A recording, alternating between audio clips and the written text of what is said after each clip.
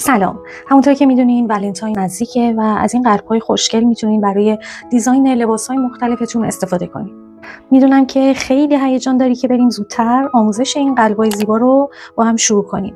برای شروع من این رنگ نخ رو انتخاب کردم چون شاین خیلی خوشگلی داره و تو کار خیلی زیبا میشه. شما از هر رنگی که دوست داشته باشین میتونین استفاده کنین. چون این نخ خیلی ظریفه من از 2 تار نخ استفاده میکنم.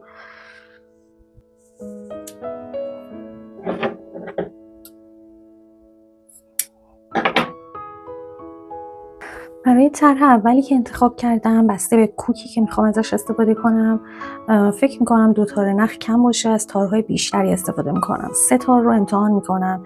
بچه‌ها برای اینکه متوجه بشین که تعداد تارهایی که لازم دارین برای هر دوخت و هر طرح و کوکی چه تعداد مناسبه، بهترین روش اینه که تو کار متوجه بشین.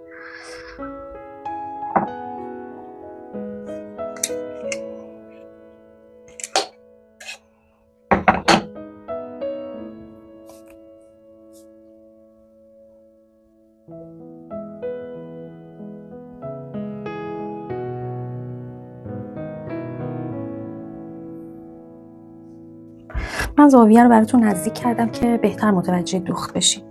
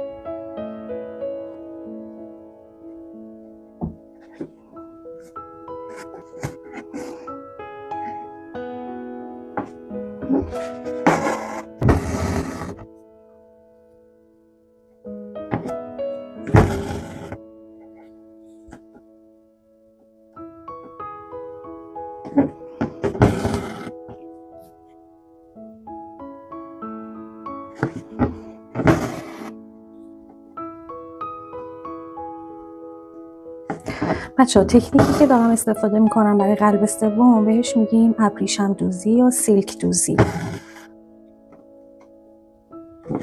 که تمام سطح کار رو با کوک‌های منظم پر میکنیم.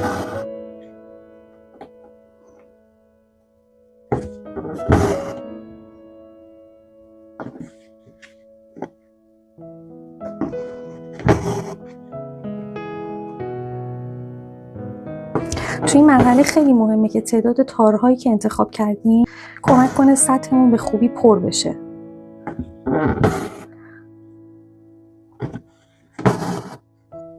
اگر موقع دوخت مثل این قسمت فاصله بیفته ببینید نگران نباشین، اینو میتونیم با یه کوک دیگه پرش کنیم.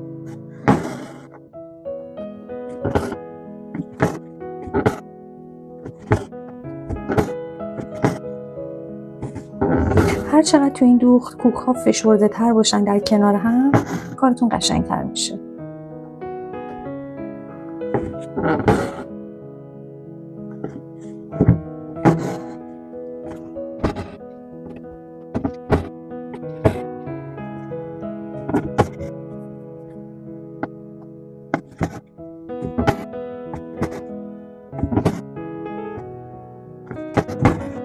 خیلی خوشگل شد. شاینش رو ببینید.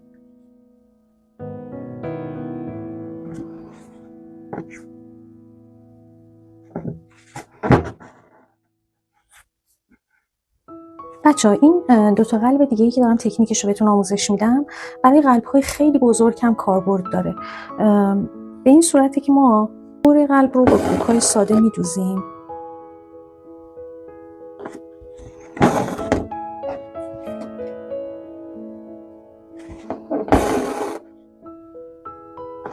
هر چقدر کوک‌ها رو کوچیک‌تر انتخاب کنیم، قسمتی که انحناست قشنگ‌تر در میاد. اگر من برای دوختن این قسمت به جای یک کوک خیلی کوچیک کوک بلندتری انتخاب می‌کردم، نمی‌تونستم این حالت هلال و دایره‌ای رو ایجاد کنم.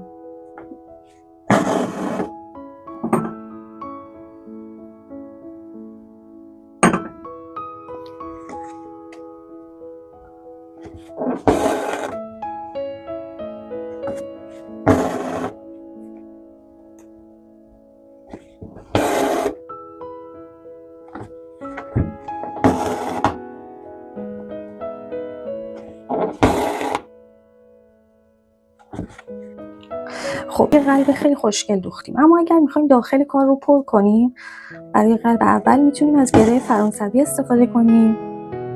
قبلا آموزشش رو براتون گذاشتم تو پیجم. هم میتونین با گره فرانسوی کامل پرش کنین، هم میتونین با فاصله انجام بدین این کار رو که زیبا بشه و از اون حالت خالی بودن در بیاد. حتما لزومی نداره که کامل پرش کنین، ولی اگر کامل پر بشه یه حالت برجسته هم پیدا میکنه که اونم ترکیب قشنگی میشه. در واقع به کمک 2 تا کوک این قلب رو دوختیم.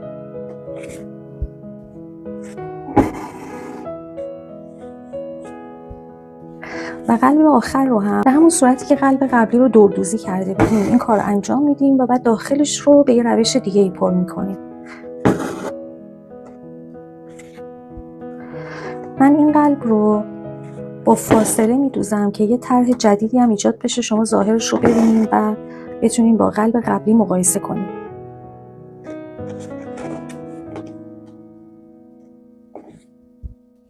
ولی حتی اگر هم کل قلب رو با فاصله میدوزیم با کوک‌های فاصله دار، این قسمت قلب این قسمت رو حتما به هم وصلشون کنید کوک‌ها.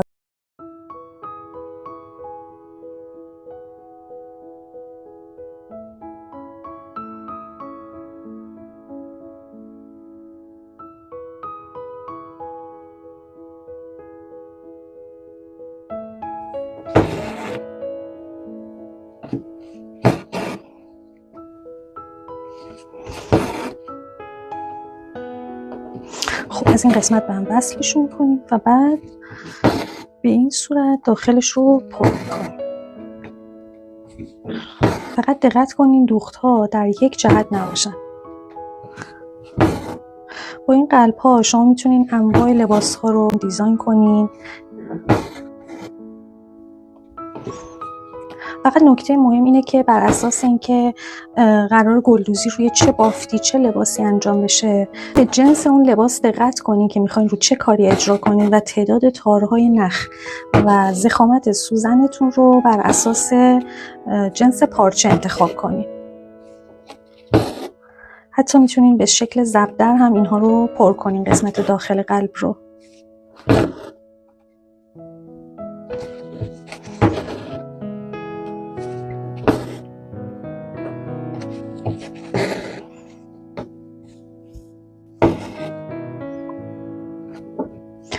به همین سادگی تونستیم با چند تا کوک که قبلا با هم تمرین کرده بودیم چند مدل قلب خوشگل بدوزیم که خیلی هم کاربردی ان. لزوما تو ولنتاین ازشون استفاده نمیشه، واسه کریسمس یا حتی به جز مناسبت ها روی هر لباسی و در هر زمانی میشه از این طرح‌ها استفاده کرد.